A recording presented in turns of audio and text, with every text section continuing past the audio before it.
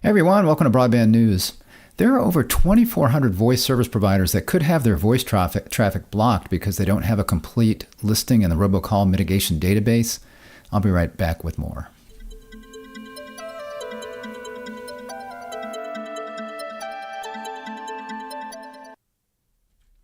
Thanks for joining me. Rick Husey here with Broadband News. So this is a big deal. So the Robocall Mitigation Database, that's something that was implemented as part of what's called Stir Shaken.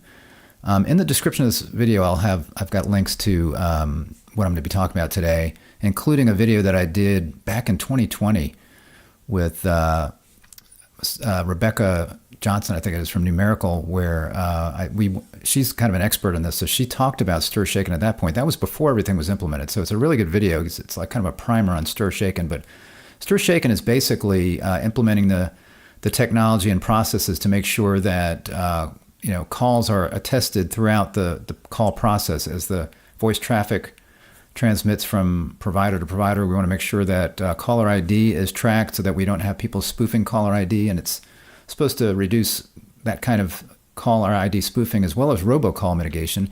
And there's a robocall mitigation database as part of that every voice service provider is supposed to have a record in there, and they have supposed to have filed a robocall mitigation plan. And if they don't have a record, or in this case, I think specifically these, maybe they don't have a complete record, then they can be pulled from the robocall mitigation database. And then any other voice service provider out there is supposed to stop transmitting their traffic. So if you're not in the RMD, the robocall mitigation database, then your traffic is subject to being blocked by every other voice service provider, which means basically you're out of business. So this is a very significant thing. Now, the FCC has been fairly patient with folks, but these folks had been notified previously. So this is something that they're going to have to be taken care of, or again, they could wind up not, assuming that they're still providing service, they could wind up not being able to provide that service to their customers. So I want to take a quick look at this. Not a quick look, actually. I'm going to delve into a few things here. So this is, again, I linked to this. This is the page where you see here FCC could block over 2,400 providers.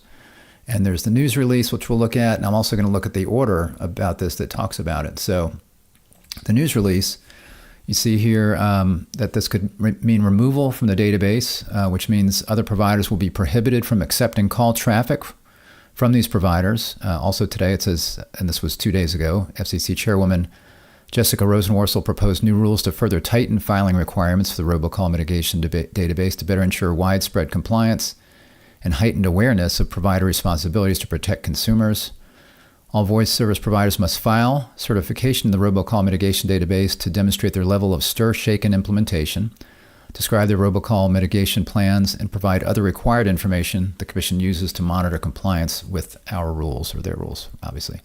So Stir Shaken, again, is something that's kind of the technical part of tracking these calls. And in that robocall mitigation plan, they need to be, the service provider needs to talk about how they're implementing that Stir Shaken stuff.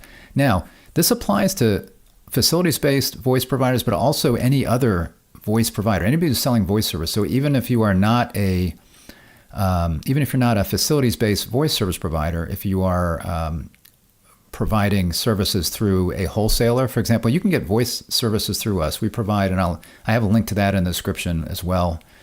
You can get wholesale voice services through us.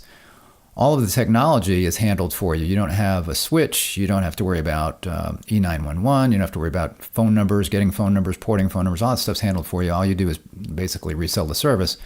But the calls do transfer over your network. But even though the calls are transferring over your network, in other words, let's say you're a cable operator or a fiber operator, the calls, when you provide the voice service to somebody, the call does go over your broadband network. But you don't have to do the call attestation because that's handled by the other providers like us and underlying providers that handle that call attestation. But you still do have other things that you need to do as far as RMD or robocall mitigation. And I'll talk about a little bit of that. So there's a few things you have to do, but you don't have to do the technical stuff. So even if you're not, again, a facilities-based provider, you still need to file in the Robocall Mitigation Database, and you still need to indicate what your role is as far as Stir Shaken, even if you're not doing the call attestation where you're making sure that the caller ID, for example, from the originating call is what it is. If you're passing the traffic on, that kind of thing, or if you're originating the call, really, in that case. So you don't have to do that because the underlying providers do it, but you do need to be in the database. It says here, in addition, today the bipartisan 51 Attorney General Anti-Robocall Mitigation Litigation Task Force put a number of providers on notice following state investigations. So what's new? The FCC enforcement order, it says this is the largest such action taken by the FCC. Proposed rulemaking, the report and order circulated today would increase accountability by requiring timely updates to company information and institute base fines of $10,000 for submitting false or inaccurate information and $1,000 for failure to keep information current. The report and order would also require providers to recertify annually to the accuracy of their submissions and adopt a $100 filing fee. I'm not sure why they're adopting a filing fee. I mean, if you want people to report and to update this annually, why charge them $100? It's an online form, so that should not be in there. Anti-Robocall Multi-State Litigation Task Force action. Again, this bipartisan 51 Attorney General Anti-Robocall Multi-State Litigation Task Force, that's a mouthful, today announced that it had resolved its investigations of several voice service providers that have been transmitting suspected illegal robocall traffic on their networks on behalf of one or more of their customers. So that's always good. I mean, we all hate robocalls, right? The bigger picture, just a couple of things to highlight here I thought was interesting. So blocking active robocall spam campaigns by issuing first-of-their-kind actions, 99% drop in auto warranty scam robocalls after an FCC action. Do you remember back a couple of years how many of these warranty scam robocalls you were getting? Well, I haven't heard one in a long time, so that's proof there. 88% month-to-month drop in student loan scam robocalls, halted predatory mortgage robocalls targeting homeowners nationwide. So these are all great outcomes. Finding some companies, closing gateways used by international robocallers, widespread implementation of STIR/SHAKEN, caller ID authentication, working with industry to trace back illegal calls, and that's part of the requirements under STIR/SHAKEN and under the Robocall Plan, Mitigation Plan. You need to cooperate with any tracebacks. Launching the Robocall Mitigation Database to monitor STIR/SHAKEN compliance, which we'll take a look at quickly today as well. So the order itself, and it mentioned a report and order and this $1,000 fine. I'm thinking that must be another document that I hadn't looked at, so I'm going to check that out just for my own knowledge, but that may be.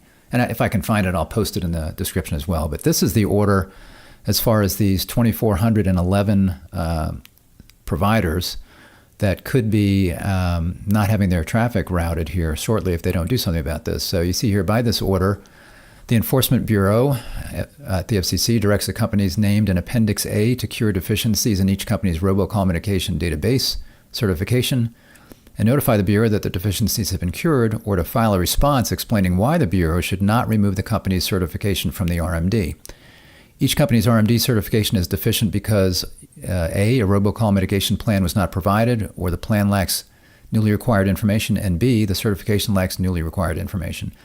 And the FCC, I think, they've been fairly patient. And I know for a fact, one service provider that I believe when they originally contacted all of these service providers, I know for a fact one of them was contacted by the FCC, and they were able to go in and make a few corrections to their plan, and they were not on the list today. So I'm thinking the FCC's been patient and is working with folks. So hopefully, these operators on here, voice service providers, will contact the FCC and find out what they need to do to get it fixed. The FCC established the RMD in 2020 to promote transparency and effective robocall mitigations. On May 18, 2023, the Commission adopted additional amendments that required all providers to include a commitment to respond fully to traceback requests within 24 hours in their RMD certifications. So that's an example, I think, of where there's a new requirement, and maybe some of these folks have not updated their robocall mitigation plan to mention that they will commit to that traceback or to supporting that traceback request. Under the amended rule, voice service providers, gateway providers, and non-gateway immediate providers must submit several pieces of information in their RMD certifications. First, they must certify that all calls that it originates on its network are subject to a robocall mitigation program. And that's, again, where if you're getting services, for example, from us, we're a wholesale provider and you get the services from us, then really all you need to say is that your underlying partners are compliant with STIR/SHAKEN. You still have to say some other things, which I'll talk about here in a minute. But You don't need to worry about all the technology. You just need to say that your underlying partners who you use are STIR/SHAKEN compliant. Let's see here. The second, the provider must upload a Robocall Mitigation Plan that describes the specific reasonable steps the provider has taken to avoid originating, carrying, or processing illegal robocall traffic. Third, the provider must provide its business name, address, and other identifying information, including contact information for robocall mitigation-related issues, as well as principals, affiliates, subsidiaries, parent companies. And then fourth, the provider must include certain other information, and I won't read all that, but that's various things that need to be provided in there. The Bureau may remove a certification from the RMD that is deficient. To do so, the Commission first contacts the provider, notifying it that its certification is deficient, explaining the nature, giving the provider an opportunity to cure it, and then direct the provider to, within 14 days, cure that. If the provider fails to cure that within the 14-day period, the Bureau will release an order removing the provider certification from the RMD. Let's see, and it mentions here that on March 29, 2024, that these companies were contacted. That notification informed each company that it must submit an updated certification and updated robocall mitigation plan by April 29th. After the deadline, the companies still had not updated their RMD certifications. As a result, the BCB referred each company to the Bureau to initiate removal proceedings. That's where we are right now. Each identified company is a domestic voice service provider or gateway provider that has failed to update its RMD certification. So that is that on that one. So that's the order. And then you see here at the end of the order, you've got the list of, again, 20, I think, what did I say it was? 2,411 of these service providers. And a lot of them are, they're small, very small. But then there's some larger folks on here, some folks I recognize that are, phone companies and cable companies. They're not big. There's one on here that I thought might be a fairly large provider, or maybe a subsidiary of a large provider, but a lot of smaller operators. As you can imagine, with 2,400 of them, over 2,400 plus, they're going to be smaller operators. So that's the order there. This is the database. So in the Robocall Mitigation Database, this is public. Anybody can go here. I can't remember if I linked to this. If I didn't, I'll go ahead and put a link to this as well in there. It's easy to find, though. Just search Robocall Mitigation Database. And you can see this is these are all sorted by how quickly they came in. So the last ones to be filed, which would be today, are up at the top. Because it's funny, I noticed earlier I was looking at this one earlier today, and that was the one at the top, and then this one popped in, and then this one popped in. I wonder what happens if I reload it. Let's see what happens. Yeah, okay, so where are we here? Wow. Yeah, so you see all of these are new. These are all new. These just popped in. So these are organizations that are filing it right now. That's the one I was just looking at. Cass. Which one was I going to show here? I downloaded Cyber Mesa. I don't see it on here now. I wonder if they took theirs off. Cyber Mesa, or was that the last one here? Let's take a quick look and see if I can find it. Don't know where it went. Interesting. So I downloaded, there was one on here called Cyber Mesa. I'll just look at this very first one here, Bridge Connects LLC, and see what we have. Bridge Connects. And a lot of these, thinking about it, some of these may be, well, I'm saying they may not be new. These may be, I just noticed one on here. I noticed the name where it's one that I saw is on the list. So I think these are service providers that are maybe updating their listing, and that's why it's bumping back up to the top. But this Bridge Connects, this is the kind of thing that you'll see in here. So this is, when you fill out the form, it will put in all this information. So the business name, the business address, is it foreign service provider? No, the principals. Again, this is all public information. I'm not showing you anything private here. The contact names. And then you have three choices as to what kind of provider you are. And even if you are even if you're reselling, you're not facilities-based, but you're reselling wholesale voice service, for example, you still would, as far as I know, are supposed to check option 1, which says that you are a voice service provider that has a complete STIR/SHAKEN implementation, assuming that your underlying providers have attested to you that they have a complete STIR/SHAKEN implementation. So if you are signed up with somebody and say, yeah, we were fully stir shaken compliant, then you would be able to check this. Even though you're not doing most of that technical stuff, you would be saying that your service is completely stir shaken compliant, or there's a complete stir shaken implementation. And then there's one with partial, and there's one with no stir shaken implementation. Then when you're filling out that form, you declare that everything's true and all of that. So that's that. And then there's a Robocall Mitigation Plan that you need to have in here. I'm just going to look at the one I looked at earlier because it was a simple one. This was for the Cyber Mesa that I was looking at, and I also had highlighted some stuff in here. So when you click this download button, it will download that, and you can look at the plan. So you see here that they're saying they're committed to cooperating with the FCC's Law Enforcement and Industry Traceback Consortium. So that's something that every provider is supposed to commit to. It mentions here that they've fully implemented stir shaken, and in this case, I think they are implementing the technology part as well. So they're providing the voice service from all on their own, as far as I could tell. The company commits to fully responding within 24 hours to the tracebacks. When notified by the FCC, they'll block and report identified illegal traffic and any subsequently similar traffic. So they'll report anything that they find that looks like it's robocall related. It mentions here the technology that they use. They utilize a combination of internal tools and third-party solutions to check for do not originate numbers. They utilize a combination of internal tools, third-party solutions to detect invalid phone number formats, area codes, and unassigned number blocks. They utilize data analytics to detect and investigate irregular and unexpected calling patterns, originating number use, and customer profiles. They've got technology in place to try to identify these potential illegal robocalls. And I'm assuming they also have the technology, again, to do the call attestation.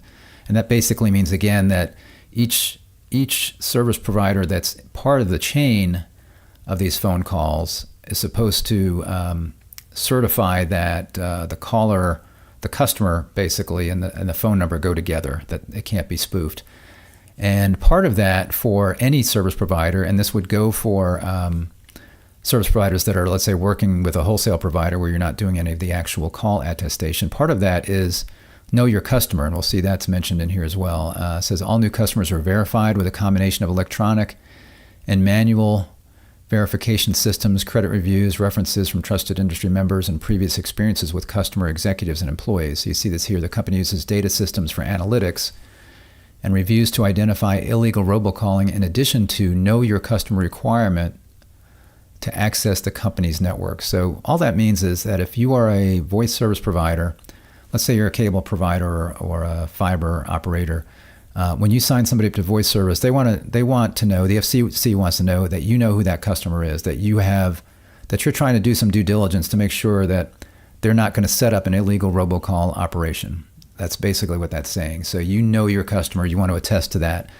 Because again, if you're providing or getting services from a wholesale provider, you're not in control of doing the call attestation, but you are in control of knowing your customer. And that's the first step. So that the customers who are buying the service from you, you know who they are, and you've done your best to try to make sure that they are not going to be doing a robocall operation. And if they do, then you're going to do your best, and you're going to, within 24 hours, work with the FCC and other law enforcement to do a trace back on that call to try to identify what's going on there. That is really what your responsibility is in that case. But if you are the facilities-based provider, you need to be doing a call attestation. That's all part of stir shaken. Again, if you're interested in that, you can go in the description of this video, and I did a video with, again, Rebecca Johnson from Numerical that talked about stir shaken, and she goes into a lot of the details there, and it really hadn't changed, I think. Everything that she talks about that was coming at that point, I believe, was implemented, as far as talks about a lot of the technical stuff related to stir shaken, so you should check that out. Also should, while I'm up here, show you where you can find information on this. If you're interested in providing voice services, maybe you're with a voice service provider now and you got one of these notifications and you found out they're not compliant, or for some other reason, anyway, you can check us out. If you go on here under products, you'll see down here, Voice Select Digital Voice. Under solutions, I think you find it under here, wholesale VoIP. Either way, gets you to the same spot. So you see your hosted VoIP solutions for broadband providers. So you'll get a lot of information there about the service we can provide. And it is fully STIR/SHAKEN compliant. So again, all the technology parts as far as call attestation is taken care of for you. Again, very easy to implement. You don't need to worry about, as I mentioned, you don't need to worry about getting phone numbers, doing number ports as far as actually acquiring all of that, porting the numbers, that's all taken care of for you. E911 is taken care of for you. CALIA on the voice stuff, you have to do CALIA as far as being able to, if you get a lawful intercept request on voice service, you have to be able to implement that, but that is implemented by the underlying provider, so you don't need to worry about that. So basically, all you do is sell the service.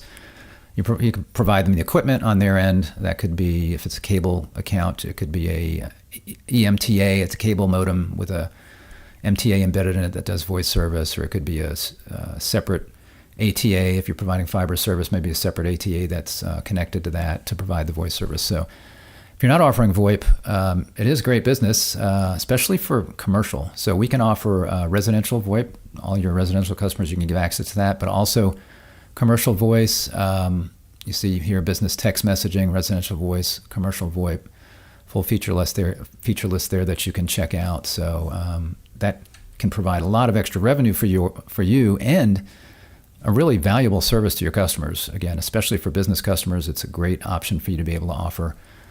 Makes your service more sticky because you're not just offering a broadband service, you're offering a broadband voice. You can bundle that all together. So check that out. I think you'll find that if you're not providing voice, it's a great business to be in. It's very difficult to do it on your own. Lots of regulations and stuff you got to deal with. But if you're not doing it on your own, come through us. Most of that's taken care of for you. Again, you got to know your customer as far as STIR/SHAKEN and the robocall stuff, but we can help with everything else. So thanks for joining today. Hopefully this was interesting. If so, if you would, please give me a like on the video and subscribe to our channel. Click the subscribe button, ring the little bell to be notified when I'm live. And I will see you next time for Broadband News. Thanks a lot. Bye-bye.